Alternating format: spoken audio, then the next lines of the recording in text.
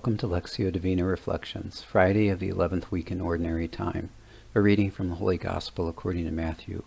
Jesus said to his disciples, "Do not store up for yourselves treasures on earth, where moth and decay destroy, and thieves break in and steal, but store up treasures in heaven, where neither moth nor decay destroys, nor thieves break in and steal.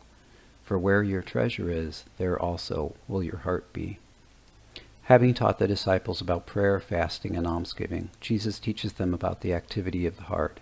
Rather than seeking and storing up treasures on earth, Jesus commands the disciples not to seek and store up the goods of this life, subject to decay and theft. Instead, he instructs them to store up treasures in heaven. The goods of the earth are not evil in themselves, but Jesus calls the disciples to invest their hearts in what begins on earth and leads to heaven. Jesus compares this in another way to sound sight. If your eye is sound, Jesus says, your whole body will be filled with light. But if your eye is bad, your whole body will be in darkness. God, I often turn my heart to the material things of this world that sustain me for a while but need continual replenishing. Help me see where I place my heart.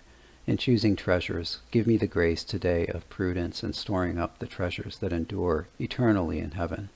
In the light of your grace, help me see with a sound eye and mind all the good gifts you give me. Lord, help me be mindful of you throughout the day. Stay with me as I become aware of the freedom to choose where my treasure is. Glory be to the Father, and to the Son, and to the Holy Spirit, as was in the beginning, is now, and ever shall be, world without end. Amen.